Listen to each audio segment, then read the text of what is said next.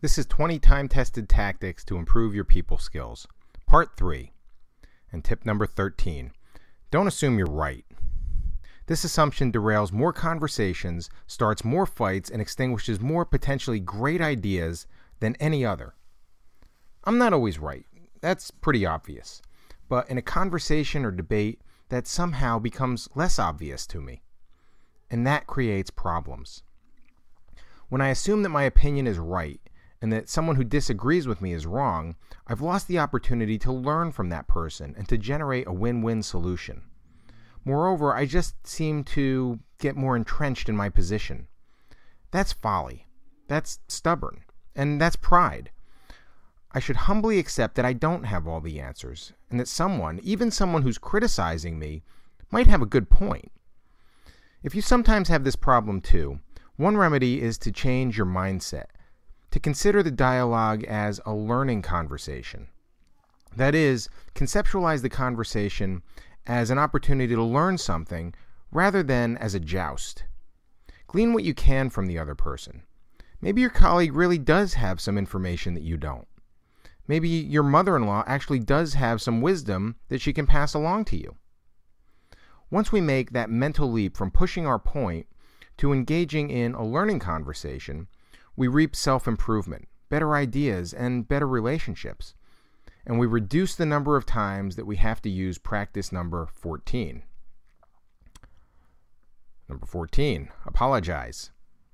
Just say it. Go ahead, it won't kill you. Besides, you probably owe it to the person. Repeat after me. I was wrong. I'm sorry. Tack on a please forgive me, and you'll be liberated indeed. Beware, though, the resulting rush of peace may cause you to smile. You'll then look just like the person you're talking to. Number 15. Never ever gossip. Ever.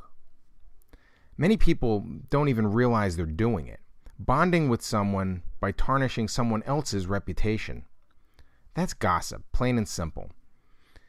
If what you're about to say undermines the reputation of someone who's not in the conversation, think first about why you're really saying it. Then in most cases, bite your lip. Number 16. Don't interrupt when someone is speaking.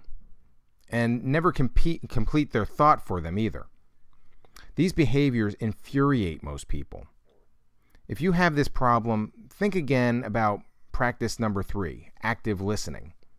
And then make a new screensaver for yourself from the words, shut up and listen. Number 17. Never say you're wrong. Think about how you felt the last time someone said those exact words to you. Did it help resolve the problem, or did it escalate it? These words rarely persuade, so excommunicate them from your vocabulary. And please, don't tell me I'm wrong about this. Number 18. Don't communicate when you're angry. Sometimes it's unavoidable, but often it's not. Most of us do an exceedingly poor job of making our point clear when our brains are clouded by anger. And then we get even angrier at ourselves for not communicating well, further spiraling the problem. Just step away and count to 30. Yeah, that approach is cliched, but I'll tell you something. It usually works. One quick corollary while we're on this topic. Never send an email when you're mad. Same rule, different venue. If you send it, your diatribe will be on the record for all posterity. So just say no to angry emails. Number 19. Make self-examination a habit. Am I using these skills daily? Where can I improve? What's working and what's not? As with any self-improvement process, you need to take inventory regularly regarding how you're doing in this area of your life. Reflect on your people skills often, and then find ways to improve on your weaknesses. And lastly, tip number 20. Practice these practices. People skills are like any other skill. The more you use them, the more adept you become. So if you're serious about perfecting your people skills, there's no shortcut. Only practice will make perfect. Thanks for listening. I'm Mike Zigarelli.